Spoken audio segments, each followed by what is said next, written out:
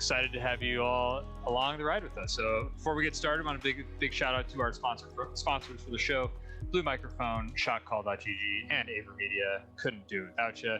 Appreciate the support. And yeah, let's get into it. So this week we've got another guest on the show, and I'm going to kick it over to my co-host Kyle to introduce our guest to the people and get this thing started. This guest, you know, it's been a year of not seeing enough of his face, just like any other year, I guess it really is. But normally I get to see a lot more of it. Ryan Cruz, aka Xano, has joined us on the show. Thank you, Ryan, for coming to hang out with us. It's been an hour chatting about all things video games and kind of diving into some theories of where we're going to see it go. But how are you? Doing good. You know, I mean, we've all been a little sad because we haven't been able to see each other face to face, you know, all year. But, you know, or since February, I haven't seen you. So, yeah, I mean, it's been the longest since I've seen you in the past 3 years. It's kind of crazy to think of that over the past 3 years, I've seen you at least once a quarter, if not even more often than that. Every 1.5 to 3 months. Yeah, for the past 3 years. And to not see your face, it's really sad. And, you know, for those that don't know the connection between you and I, Ryan comes to almost every, or is it every? What is the official title? It's almost every. I've still never made it to Montreal.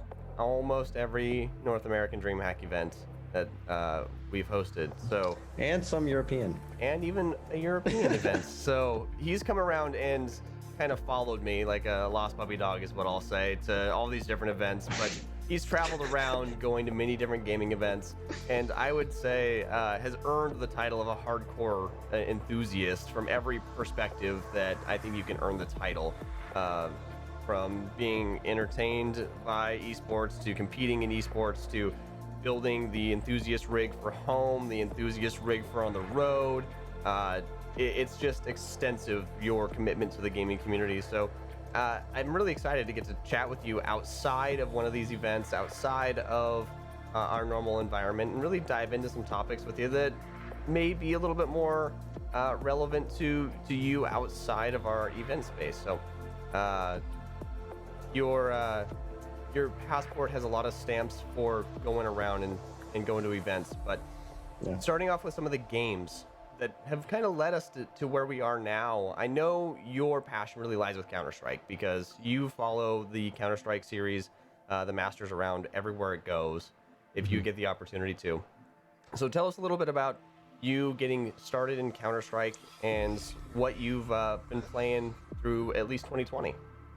Yeah, so I mean, I've been playing Counter-Strike ever since like 1.5. You know, 1.5 came out, I was playing it on a terrible computer, dial-up connection. Even before that, just LAN connections, you know, with friends, whatnot. You know, you have LANs in your room, in your basement, convincing the local school cafeteria to let you set up a space on a Saturday so that you can have a Counter-Strike tournament. And they have no idea what that is, but you know, you've got a bunch of people lugging in 80-pound CRT monitors for one day. So, you know, and just from 1.5, 1.6, played 1.6 a lot.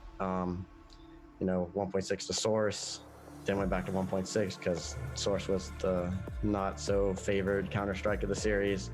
And then when Go came out, it was really just, you know, like Go reinvented the whole CS series, and they did a lot of things that were a lot different. And it took a lot of people a lot of time to get used to it. I mean, people were playing professional at 1.6 like a year and a half into Go. But, you know, and then Ninjas in Pajamas really reinvented the Go scene, and then, you know, that goes all the way up to where we are today.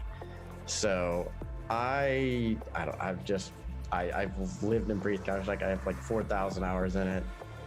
Played at several DreamHack events. Those are my major, like, I would say my tournament competing. But other than that, it's just like, that is the game that I love and breathe, and still to this day, I even though I'm old and can't hang out with the 16-year-olds that just wide swing and blow your head off, that's just where we are today. Like, yeah, so I guess that was gonna be my quick question. Was like, is that like your game? It's like, okay, it's like that's the game for me, right? Because like for me, like it's Rocket League is my game. that I am competitive in, I love. It's just like every part of my fiber, right? Even though I'm maybe not as good as I used to be, or I don't spend as much time playing it, it's still like, my game, right? So is that like, that's your level of connection with CS? It's like, it's the game. It's like the thing that your rock, so to speak. Yeah. There's no better game from a tactical shooter perspective. And you've got to watch kind of the esports explosion of this through all of your playing with it.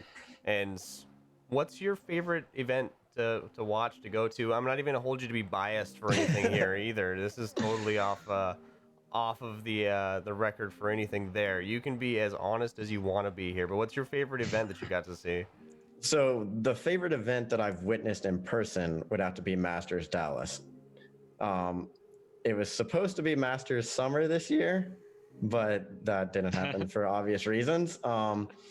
But my dream event that I want to go to is either IEM Katowice or ESL 1 Cologne, which is the staple Counter-Strike event. Yeah, so what was it about DreamHack Masters Dallas that made it like that top tier event? I think it was the biggest like CS tournament, one that's been in the States to date.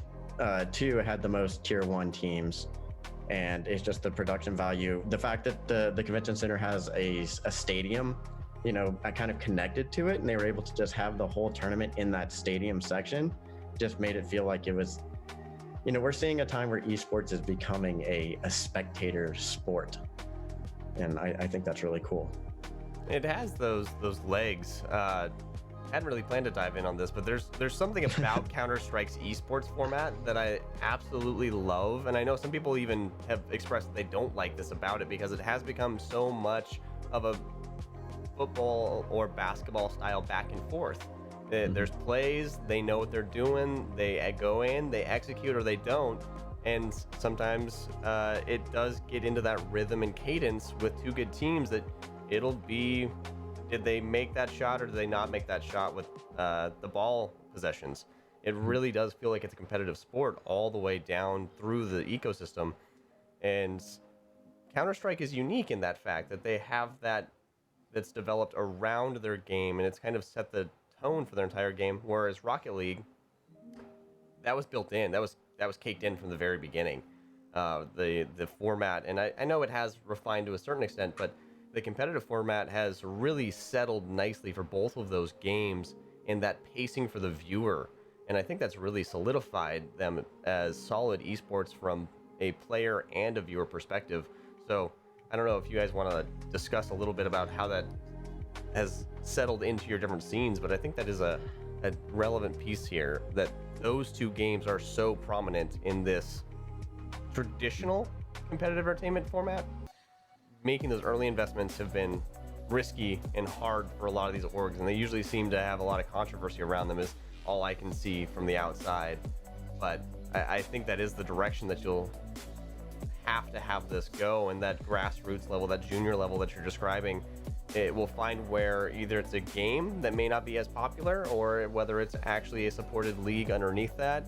I always thought it was going to be a supported league underneath that, thinking like football all the way down to Pee Wee football, all the way up to NFL, that kind of structure. But it could very much be that it's just different titles, because gaming IP is going to be a thing, and these publishers are going to be fighting over this similar space if there's potentially money to be shared there. I mean, Riot is going to dump a ton of money into the Valorant esports scene. And I've said, I think Valorant's one of the best things that happened to CS. I've never seen as many CS updates in the last year as I have this year. So I think it's good. I think they finally lit the fire underneath Valve, and they're like, oh, we finally have been challenged after 20 years. Yeah. Maybe we need to actually listen to the community and make some of the updates we've been sitting on for the last decade. Up on Mount Olympus, Valve finally hears the plebs down below. Oh, you've been screaming at us for decades. What do you want? Oh, okay, we did that already. I guess we'll push it out. It's been done for like 10 years. Don't worry about it. That's funny. So Ryan, I know that you're big in Counter-Strike, big gamer. I want to talk a little bit about events. I want to pick your brain a little bit about events. So first of all, I just want to understand, like, you go to a lot of LAN parties, right? You like to travel around, go to these LANs. So I'm just kind of curious, like, why? Like, why do you enjoy going to LAN parties? Why do you enjoy going to every DreamHack you can? Just like, what's driving that? So like I went to the first DreamHack, like Austin 2016. I've been trying or I was trying when I was younger to go to a DreamHack event. That was like one of my life goals. It was like I saw it in a PC mag in like 2009, and I was like, I'm gonna go to that one day. I don't care what it takes. You know, I get a job, I'll save up money, I'm gonna go to one of those. And then they came to the States. I was like, perfect. You know, nice 17-hour drive, I was there. But like originally it was like the LAN parties, but like we've met so many people and like developed such like a small community, which within the community, that it's like you're going to see your friends like every 3 months. It's like these friends from all over the world, all over the, you know, North America, come in from Europe. You know, it's like you're going to see your friends that you haven't seen.